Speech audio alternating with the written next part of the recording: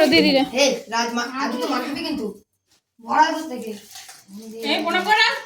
দেখো এবার ভাইফোঁটা দেওয়া হয়ে গেছে, এবার ফটো তুলছে সব।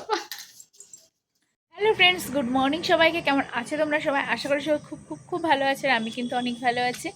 আর আজ থেকে পুরো তোমাদের সাথে ফুল দমে ভিডিও করা শুরু করে দিলাম। এখন বাজে সকাল 7টা। উঠেছি সেই 6টার সময়, একটু ব্যায়াম ট্যায়াম করলাম। ব্যায়াম অবশ্য করা হয় না, যেহেতু ডাক্তার বলেছে করতে, এই জন্য একটু হালকা পাতলা ব্যায়াম করলাম, করে রেডি হয়ে বাসি ঘরটা ঝাড় দিয়ে তোমাদের সামনে চলে আসলাম। তো চলো এখন নিচে যাওয়া যাক, নিচে গিয়ে কী রান্নাবান্না করবো সেগুলো তোমাদের সাথে শেয়ার করতে থাকবো। তো চলো।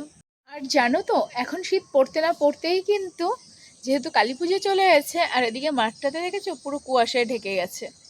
ভালোই লাগছে দেখতে। আর মাঠে কিন্তু প্রচুর ফুল লাগিয়েছে এবার, কিন্তু মাঠে যেতে পারছি না। এই যে এখানে যে আলটা আছে, সেই আলটা পুরো পাশে যে একটু কচুর লতি গাছ, তো ওই জন্য আর এত বৃষ্টি হয়েছে আলটা ভেঙে গেছে, আর পুরো কাদা কাদা হয়ে গেছে আলটা, আর কচু গাছগুলোর জন্য। তো চলো, যেহেতু কচু গাছে সবসময় জল থাকে এই জন্য বিশেষ করে, চলো নিচে যাই, দেখি কি রান্না করা যায়। দেখছি যে 7টা বাজতে এখনও 10 মিনিট বাকি আছে, তো 15-20 মিনিট পরেই ভাত বসাবো। কিন্তু নিচে এসে গেছি। নিচে এসে দেখো এই ফুলটা এত দারুণ লাগে দেখতে, খুব ভালো লাগে। আর তোমাদেরকে একটা জিনিস দেখাই, দেখো আমার নন্দাই এই যে ব্লুবেরি গাছ পাঠিয়েছে। ওইটা ব্লুবেরি গাছ আছে ওদের বাড়িতে, তো সেখান থেকে কলপ করেছে, করে সেটা পাঠিয়েছে। দারুণ লাগছে বলো, কিন্তু গাছটাতে রোজ জল টল দিতে হবে। আমাদের বাগানের দিকে যাওয়া যাক। বাগানে কি হচ্ছে বলো তো, একটা বকফুল লাগিয়েছিল গত বছর, আর এই বছরটা কিন্তু বকফুল মানে অনেকগুলোই বকফুল হয়েছে মোটামুটি। দেখো এখানে কতগুলো হয়েছে, ওখানে কতগুলো হয়েছে, অনেকগুলো হয়েছে। তো যে বকফুলগুলো পেরেনি, বকফুলগুলো কি দারুণ লাগছে না? ওই দেখো ওপরেও আছে অনেকগুলো। ভালোই, এক বছরে কিন্তু ভালোই বড় হয়ে গেছে গাছটা। চলো বকফুলগুলো আস্তে আস্তে পেরে নি। দেখছো,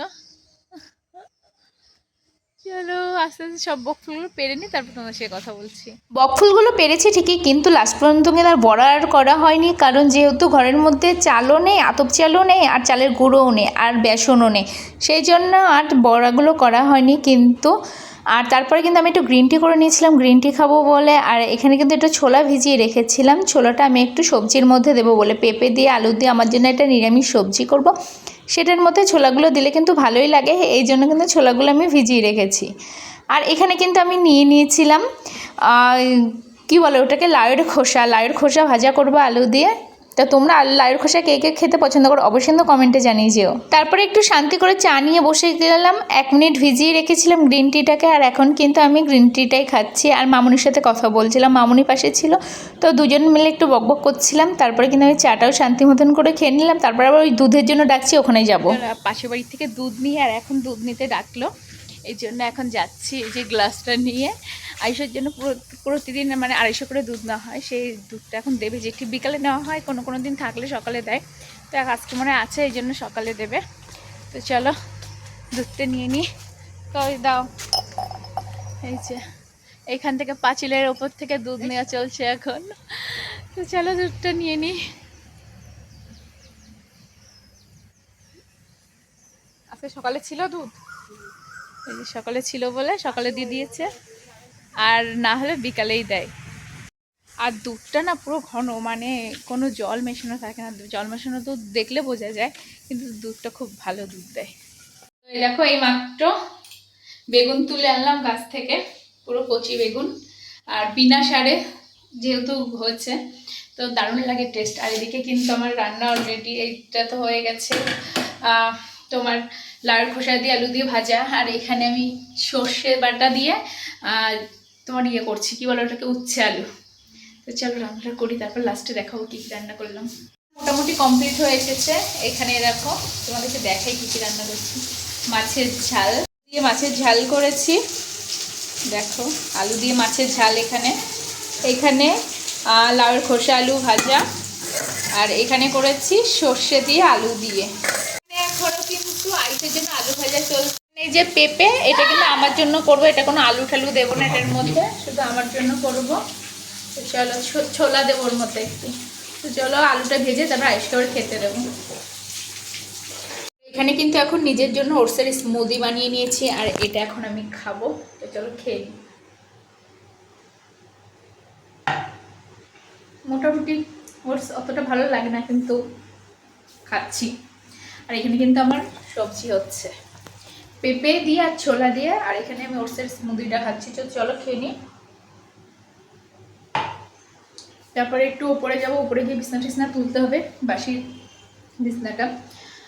তো তারপরে আবার একটু ওই বাড়িতে যাব, ওপরে গিয়ে বিছনা টিছনা আগে তুলবো, কারণ মিস্টার মজুমদার চলে গেছে, আমি রান্না করতে আসি, তারপর অনেকক্ষণ পরেই ওঠে যেহেতু আয়ুষ আর মিস্টার মজুমদার, তো বিছনাটা এখানে রান্না বান্না করে গিয়ে ওপরে গিয়ে তারপরে তুলি। আর এখন স্মুদিটা খেয়ে নিই, তারপরে আবার ওখানে মানে সব কিছু কাজ টাজ গুছিয়ে রেখে আবার একটু ওই বাড়িতে যাবো। তো কী জন্য যাবো সেটা তোমাদেরকে পরে বলবো। তারই মধ্যে আবার এই যে ওয়াশিং মেশিনটা আমাদের খারাপ হয়ে গেছিলো, এই 2-3 দিন হচ্ছে, তারপরে ঠিক করতেও চলে এসেছে। এটা নিয়ে গেছিলো, নিয়ে আবার এটা নতুন করে লাগিয়ে দিয়েছে, নতুন করে চেঞ্জ করা হয়েছে পুরো ভিতরটা। তো এটা আবার লাগিয়ে দিয়ে গেছে, সেটাই আবার টেস্ট করে দেখাচ্ছে, জল পড়ছে যে। তুলে আসলাম, আর এখানে তরকারিটা বসিয়ে রেখে গেছিলাম।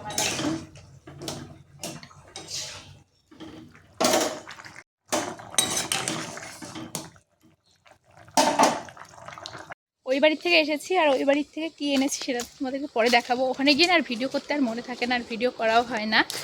আর এখন যাচ্ছি, আর হঠাৎ করে আইস তো সকাল থেকে এমনিই বায়না করছে যে ফোঁটা নেবে, দেওয়ার কেউ নেই।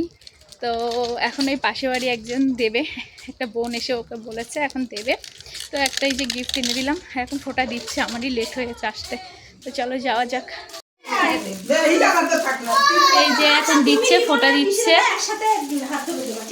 দেখো দিয়া একটু টাকা দিয়া দিচ্ছে ফোঁটা, এতগুলোকে একসাথে দিচ্ছে, 4টেকে। দাও গিফট দাও, প্রণাম করো দিদিরে।